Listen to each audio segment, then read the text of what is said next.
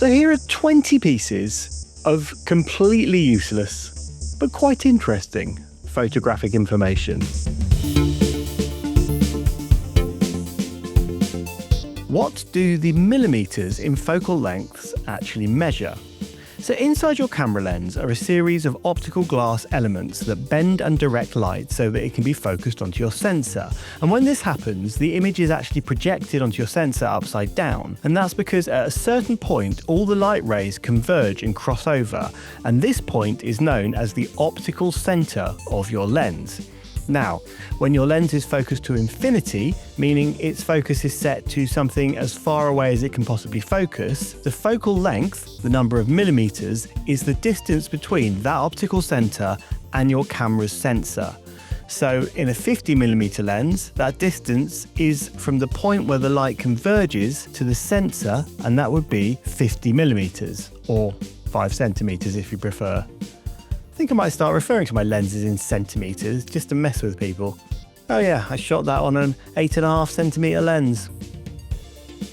The 12 abandoned Hasselblads. A while ago, Hasselblad sent me an X2D camera, and honestly, it's become my favourite camera. And I know some people were a bit jealous that I got sent one for free, but I know where you can get a free Hasselblad too. There are 12 of them, medium format, just sitting there, abandoned, waiting to be picked up. And I'm going to give you their location. But surely that sounds like useful information, and this video is about useless information. And don't worry, this is totally useless, because those cameras were left abandoned on the moon. NASA astronauts famously used specifically modified Hasselblad cameras during the Apollo missions. They were built to survive the harsh lunar environment and adapted for use with spacesuits. But when it came time to leave the moon, NASA had to make some tough decisions about weight in order to make sure they had enough fuel to get the astronauts back home to Earth. And NASA decided that their baggage allowance weight would be better used bringing back some rocks instead of the Hasselblad cameras. So they left the cameras behind and only brought the film magazines back. So now there are 12 Hasselblad cameras sitting in the lunar dust, littered across the 6 Apollo landing sites, perfectly preserved in the vacuum of space. So hop over and pick one up. It's yours. So why does bokeh have an H? Bokeh is the aesthetic quality of the blur produced in the out-of-focus parts of an image. And the word bokeh is Japanese, and it translates as blur or haze. It's pronounced bo as in bone and ke as in Kenneth, and you're meant to give equal stress to each syllable. Bokeh. But the translated spelling is historically B-O-K-E. So where did the H come from? So the answer is from an American magazine, Photo Techniques, back in 1997. Mike Johnston, the editor at the time, was getting increasingly frustrated that English-speaking people were incorrectly pronouncing it boke, like joke. So he started spelling it with an H at the end to help people pronounce it properly. And that just kind of stuck. And now that's become the default for the English spelling of bokeh. The world's largest digital camera is the LSST, the Legacy Survey of Space and Time camera, and it's located at Vera C. Rubin Observatory in Chile. It was designed to capture incredibly detailed images of the cosmos at a resolution of 3,200 megapixels, or 3.2 gigapixels if you prefer. And it does a pretty good job at that. The camera weighs about 2,800 kilograms, it's about the size of a small car, and the sensor is over 2 feet wide. So we all know JPEG as our favourite tried and tested file format. But JPEG is actually a group of people. It's the Joint Photographic Experts Group, an actual committee of engineers who designed and developed the image compression algorithm in the late 1980s. The first colour photo was made with potatoes. In 1861, a young Scottish physicist by the name of James Clerk Maxwell conducted an experiment to show that all colours can be made with the appropriate mixture of red, green and blue light. And he was able to create a colour image of a tartan ribbon using 3 separate photographs shot through red, blue and green filters, and then layering the 3 plates together. However, the first commercially successful colour photography process, the autochrome, was invented in the early 1900s by French brothers Auguste and Louis Lumière. They found a way to combine all three colours together onto one single plate via the use of potato starch, dyed red, blue and green. So the first colour photos were literally made out of potatoes. Why is it called ISO? ISO, the sensitivity a camera sensor is set to, has to be compliant with the standards set by the International Organisation of Standardization. But here's the odd part, ISO is not an acronym. The name ISO was taken from the Greek word isos, meaning equal, and was deliberately chosen as it needed to be the same in every language. So this also means that it's pronounced ISO and not ISO. It would be like calling a RAW file an RAW file. F-stops don't actually measure light. When we shoot at an f-stop, while a lot of people might say f1.4, f2.8, etc., that's not actually correct. It's f over 1.4, f over 2.8, over as in divided by. It's a mathematical formula that gives you the diameter of your aperture, where f is the focal length of your lens. So a 50mm lens means that f is 50. So if you set it to f2, or rather f over 2, that's 50 divided by 2, which is 25. So the diameter of your aperture would be 25mm. However, there are many factors that determine how much light gets through your lens. The internal configurations of all the elements, the coatings on the glass, etc. So f over 4 on one lens might give you a very different amount of light to f over 4 on another lens. The actual amount of light that gets through your lens is measured in transmission stops, also known as t-stops, and that doesn't always match what your f-stop boasts. Most ND filters are lying. A 10-stop ND filter, sometimes called an ND1000, theoretically reduces light by a factor of 1000, but in reality, most ND filters reduce some colour wavelengths more than others, and this causes colour shifts, and that's why the very high-end ones advertise true neutral density, because most aren't neutral at all, they're just density filters. The longest ever photographic exposure was taken by accident. In 2012, Regina Valkenborg, an MA Fine Arts student at the University of Hertfordshire, placed a sheet of photographic paper inside an empty can of beer and mounted it on a telescope at an observatory to create a pinhole camera, and then forgot about it.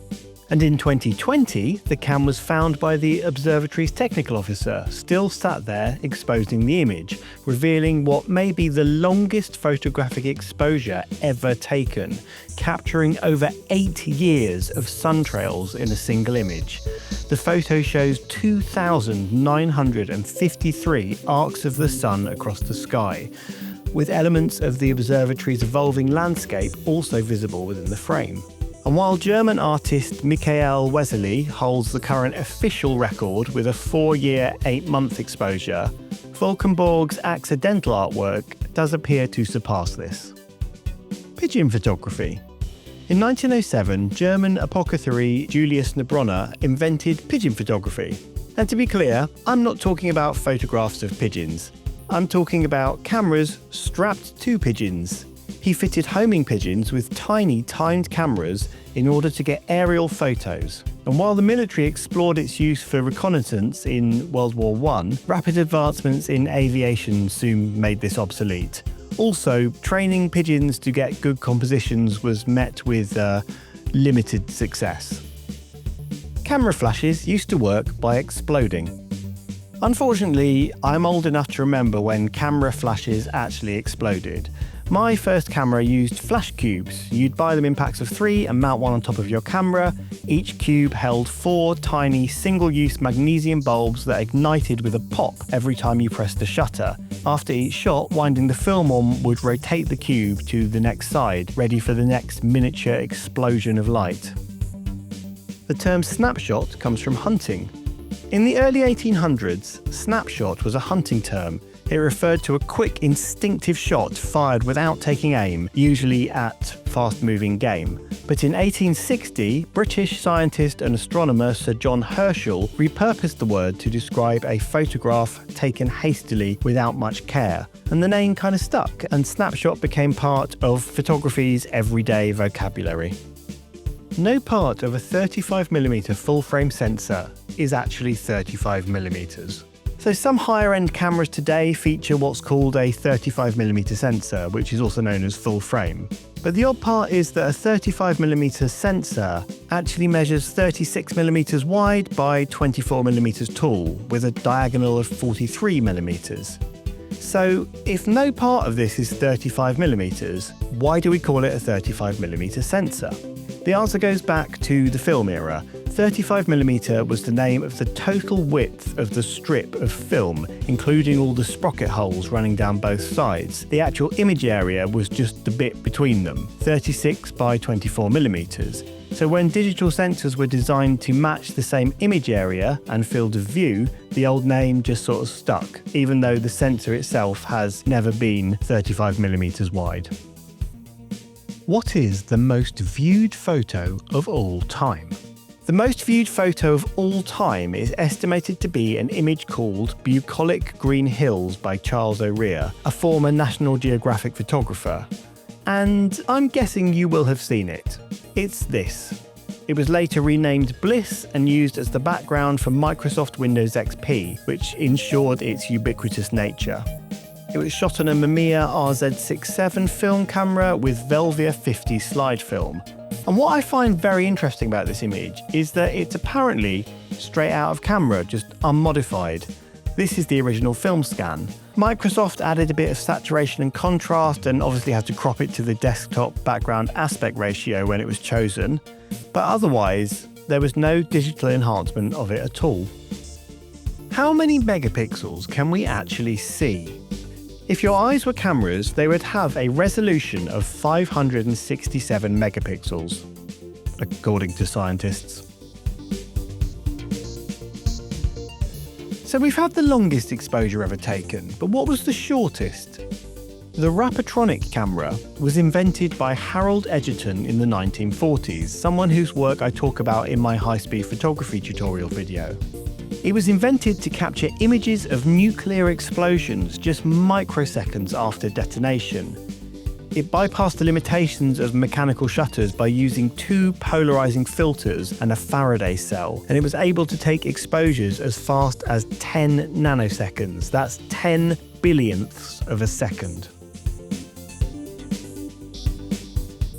Victorians were crazy. Because rudimentary Victorian cameras needed such long exposures to work, sometimes up to 30 minutes for one picture, sitters were often held in place with head braces and metal poles, and babies' clothes were often sewn into chairs to keep them still. The word pixel was coined in the 1960s by shortening the term picture element. Films have a megapixel resolution. Different film stocks have been measured and have a resolvable level of detail equivalent to different megapixel sensors. For example, 35mm Fujifilm Velvia 50 and Kodak Ektar 100 have a 20 to 25 megapixel level of resolution, while higher ISO stocks like Kodak Portrait 100 or Ilford Delta 3200 can resolve detail at equivalent of around 7 to 10 megapixels. And that concludes my list of 20 utterly useless pieces of photographic information. I'll see you next time.